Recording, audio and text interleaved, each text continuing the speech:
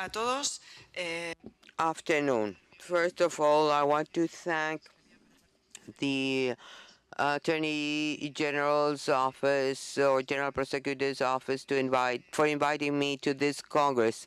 I'm going to talk about feminicide in Iberoamerica. We all know that identifying violence against women as a global phenomenon has led to international conventions establishing strategies to eradicate violence against women. These international conventions, despite the fact that they establish global requirements, have been implemented in different countries in different ways and forms. Identification of the phenomenon appeared characterized as a subtype of family or domestic violence. However, this identification of violence against women soon was seen as not correct because it left out the traits, the definition uh, or this concept, violence against the women in the family context has unique profiles and characteristics. And even though this could be a criminal context, it's not the same. Violence against the children by the parents than violence of children or by the children against their parents, nor the violence against women, be them daughters or wives. Characterization of violence against women at a second stage in this century began to talk about something different. That violence against women is not domestic violence, it's gender violence. This means that it is a manifestation of discrimination against women in the social context. And the purpose is to maintain the subordination position that women have traditionally had. The second generation laws that have been enacted in all Latin American countries in this century, and the 2004 Spanish League is an example, has made modification of criminal codes to individualize the phenomena. In this context, there is a new crime that has been called feminicide, depending on the criminal code in concern. This is a crime that, as you all know, refers to the death of women in certain contexts, and these are characterized as gender violence. And how this has been characterized in all Ibero-American countries where there is this phenomenon. Why this has not been included in the Spanish Code? My starting point is that violence against women has a structural root and is a manifestation of discrimination. And to this effect, we need to find a singular denomination and a specific characterization, because this will help to visualize the problem and treat it properly. Despite the fact that this is so, we cannot even agree on the denomination. In all criminal codes, we have a term for the crime. When we talk about feminicide, it seems that we are talking about the death of only one woman. When we talk about feminicide, seems we are talking about a genocide, massive death of women in certain contexts, or at least a situation where states are responsible for not having solved the problem due to omission, and this can disseminate the phenomena. Secondly, even if we are able to differentiate these two phenomena, these two terms are used indiscriminately without identifying what phenomena we are analyzing. There is another problem. It is not only a problem of terms, to know what term to be used, but we have to identify the traits that identify this unique phenomena that deserves independent punishment. In identifying the phenomenon, we know that it was an American who in the 1970s used a term for the first time to denominate the death of women due to the fact of being women, or the death of women due to a hate, a pleasure, or even a sense of property. The first denomination of feminicide as a hate crime or a crime against women for the sake of being women has not been included in Ibero-American criminal codes. We find different phenomena. We use subjective elements to characterize the phenomenon that deals with the motives for death of women in Nicaragua, for example, in the relation between um, husband and wives, certain brutal rituals on the victim and its public exposure in Mexico, in Bolivia, for example, or the responsibility of the state through public servants that hinder the investigation. So these are different elements to typify the crime, and this does not bring about the same punishment. In some cases,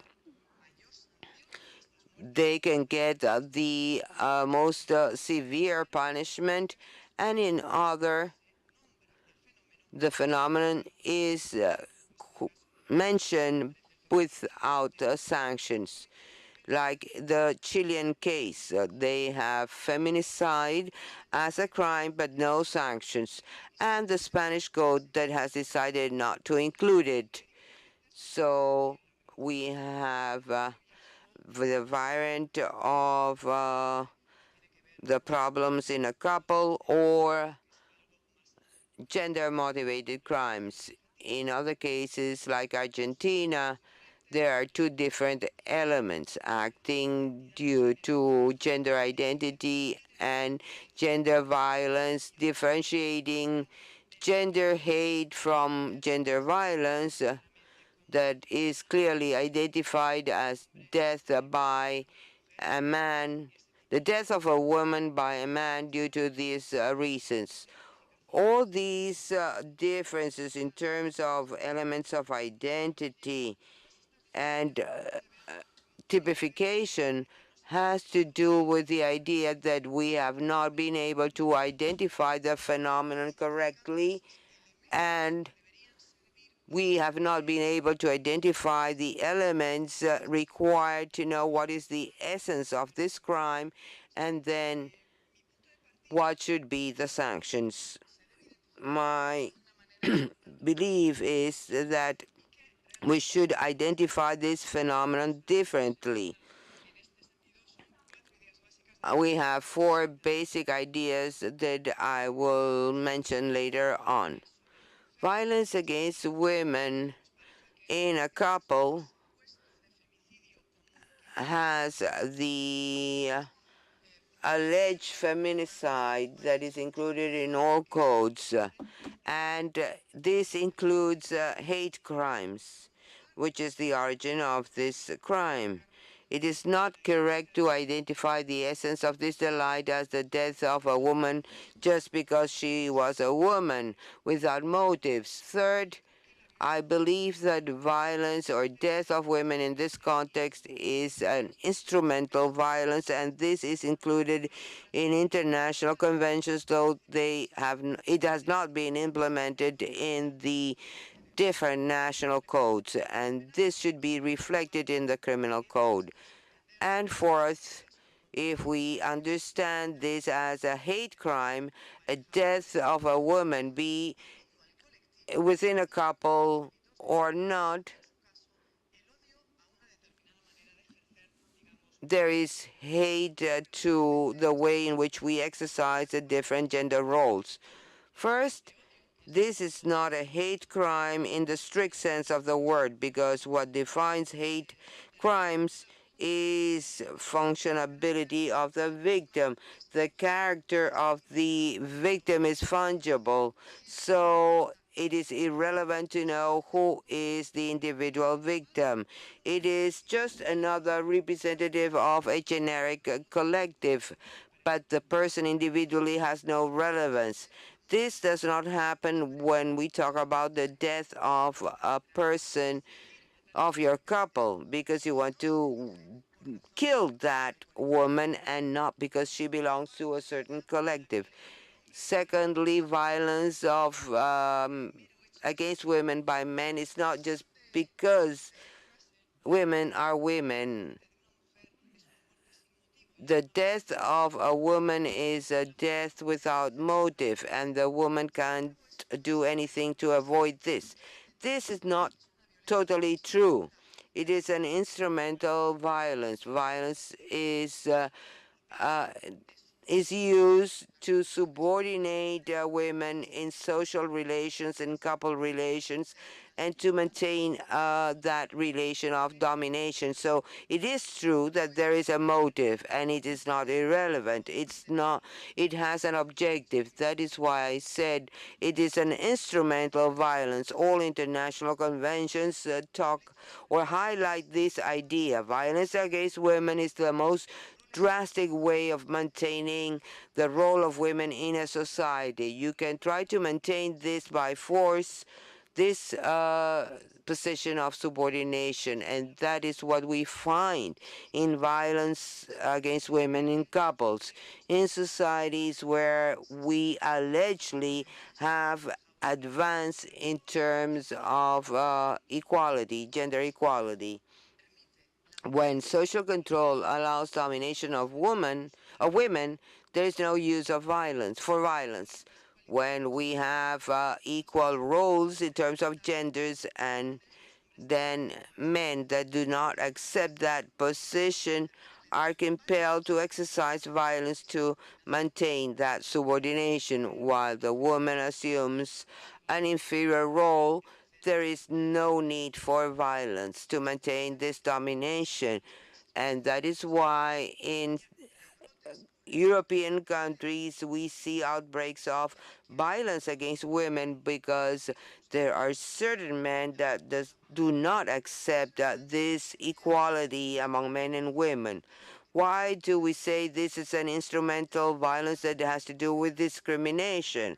Well, it's not enough to talk about the relational context, if there is a couple relation or not.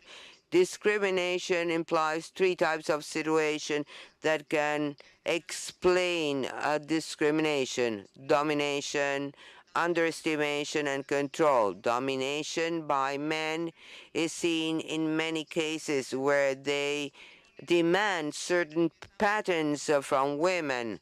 They fight because the house is not in proper conditions, because she doesn't take care of the children, etc., etc., etc. So in this case, they usually tell them that they are useless. Then it is the man who decides where the children should side, if the wife can go out, if they can visit their parents. So it's not difficult to translate this situation. And the fourth idea is that violence of a woman who was your couple or ex-couple does not reflect a hate crime. It's a way of, or what is hated is the fact that women play the same role as men and have equal rights and assume the same roles. So it is not a hate crime in the sense of hate against women, but hate against a certain ideology, against beliefs regarding equality among gender or gender equality. What are the consequences of these four ideas? Well, the consequence is that Latin American and Ibero-American codes are not identifying the phenomenon correctly. First, the Spanish code is not better. It has not included gender hate, or it has included gender hate in the case of feminicides. If Argentina has differentiated hate crimes and gender crimes, and other codes do not have a specific characterization or the specific causes. There is no reference to these ideas I've talked about regarding domination, discrimination, etc. And the couple relation or the work relation is an alternative to discrimination when this should be integrated. Couple relation plus discrimination, or the context plus discrimination. From this perspective, the conclusion is that we have to continue reflecting on this phenomena to solve this from a criminal point of view. Because if we continue defining the phenomenon by relation to other crimes, we are not identifying the phenomenon correctly, and we are establishing juridical consequences that have nothing to do with the phenomena. Thank you.